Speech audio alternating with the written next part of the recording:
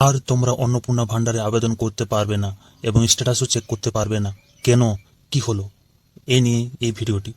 তোমরা জানো বন্ধুরা, আজকে 1 তারিখ, তাই আজকে অনেকের টাকা ঢুকতে পারে।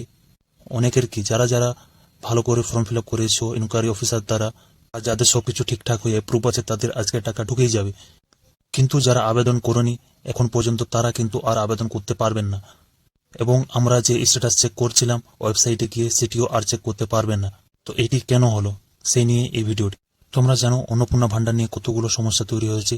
তার জন্য হতে পারে যে সরকার এখন পদক্ষেপ নিয়েছে যে তোমরা স্ট্যাটাস এখন দেখতে পারবে না, যার জন্য ওয়েবসাইটে গিয়ে তোমরা তোমাদের স্ট্যাটাস চেক করতে পারবে না এবং নতুন করে আবেদন করতে পারবে না।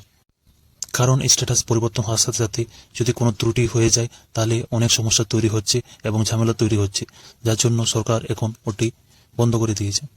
কিন্তু সরকার বলেছে যে আগস্ট পর্যন্ত তোমরা সবকিছু এই অন্নপূর্ণা ভান্ডার নিয়ে করতে পারবে। তাহলে তোমরা ধৈর্য রাখো, অবশ্যই পয়সা ঢুকে যাওয়ার পর তোমাদের এই ওয়েবসাইটে পরিবর্তন দেখতে পাবে।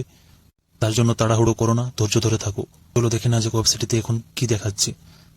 যে কোনো একটি ক্রোম ব্রাউজার ওপেন করবে তোমার মোবাইলে বা ডেস্কটপে, এবং ওপেন করার পর সেখানে টাইপ করবে socialregistry.wb.gov.in লিখে সার্চ করবে।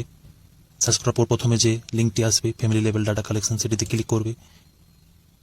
ক্লিক করার পর সেখানে তুমি আগে দেখতে পেতে যে সিটিজেন লগইন বলে, সেই অপশনটি আর এখন দেখতে পাবে না, যেখান থেকে আমরা স্ট্যাটাস চেক করছিলাম এবং নতুন আবেদন করতে পারছিলাম। এখন শুধুমাত্র ডিপার্টমেন্ট অফিসার লগইন বলে অপশনটি রয়েছে, যেটি তোমাদের ডিপার্টমেন্টের অফিসার দ্বারাই লগইন হবে, তোমরা লগইন করতে পারবে না। যেমন ইনকোয়ারি অফিসার লগইন করতে পারবে এবং ডিপার্টমেন্ট অফিসার।